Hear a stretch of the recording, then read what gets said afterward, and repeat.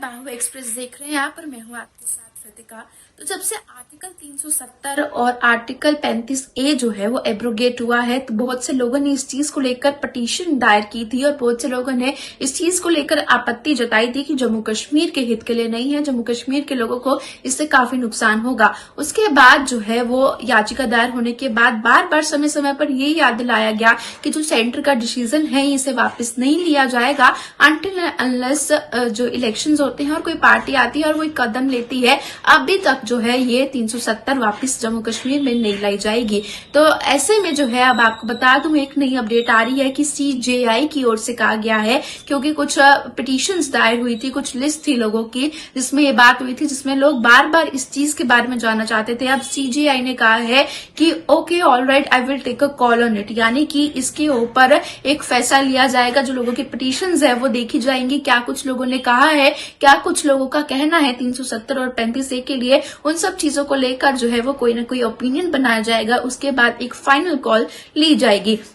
आपको बता दूं कि एक बेंच को तैयार किया गया है जिसमें चीफ जस्टिस DY चंद्रचूड़ हैं और साथ ही साथ जस्टिस PS नारासिम्हा एंड GB पाद्रीवाली है। उन्होंने एडवोकेट राजू रामचंद्रन के एक पिटीशन को देखा है और उसके ऊपर उन्होंने ये कहा है कि alright, I will take a call on it, क्योंकि उन्होंने बार बार कहा था इस प्ले को एक अर्जेंट मीटिंग की जरूरत है, इस प्ले को एक अर्जेंट हियरिंग की जरूरत है कि उसमें क्या कुछ लिखा गया है एटलीस्ट उसमें देखा जाए और उसे कंसीडर किया जाए। जिसके बाद 370 और 35A के रिलेटेड क्या कुछ उन्होंने उसमें बताया है, क्या कुछ एडवांटेजेस और डिमेरिट्स उन्होंने उसमें लिखे हुए हैं, उसके बारे में CJI जो है वो एक कॉल लेगा और उसके बाद जल्द ही एक फैसला सुनाया जाएगा। क्योंकि पार्टीज लगातार कुछ ऐसी हैं जो कि इस चीज को लेकर अभी भी प्रोटेस्ट कर रही हैं, अपने एक इंटरव्यूज में बार बार कह रही हैं कि 370 को वापस लाया जाए। जम्मू कश्मीर के लोगों को काफी परेशानी हो रही है, जम्मू कश्मीर के लोगों को काफी नुकसान इस चीज से हो रहा है, ये कभी लोगों के हित में नहीं था। क्योंकि आपको बता दूं जब इस आर्टिकल को एब्रोगेट किया गया था, क्या कुछ माहौल जम्मू कश्मीर में देखा गया था।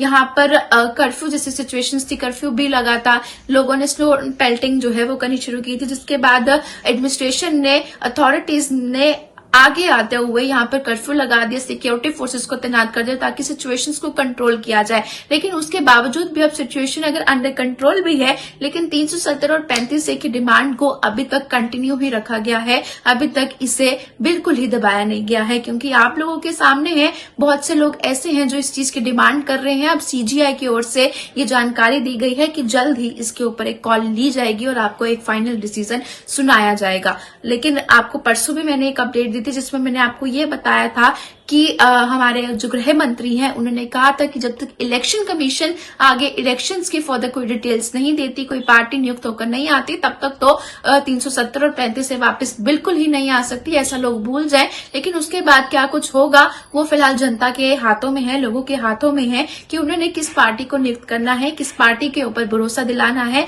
और 370 और 35 कौन सी पार्टी ला सकती है या नहीं ला सकती है, क्योंकि यह सेंटर का डिसीजन था, बीजेपी लेड गवर्नमेंट का डिसीजन था। फिलहाल CJI की ओर से जो जानकारी मिल पाई थी वो मैंने आप लोगों के समक्ष रखी है। आप लोग इस जानकारी को जो है आगे फर्दर शेयर भी कीजिएगा, तो अपनी राय कमेंट बॉक्स में लिखना ना भूलेगा और देखते रहिए बाहु एक्सप्रेस। जम्मू वासियों के लिए खुशखबरी, 39 बेकर्स आपको आपके परिवार के सिद्रा में भी खुल चुकी है। चाहे बर्थडे पार्टी हो या कैजुअल पार्टी या फिर वीकेंड एंजॉय करना चाहते हैं आप अपने परिवार के साथ, इससे अच्छी प्लेस आपको जम्मू में कहीं नहीं मिलेगी। तो किस चीज का वेट है, जल्दी जाइए और अपना खूबसूरत दिन वहाँ पर एंजॉय कीजिए।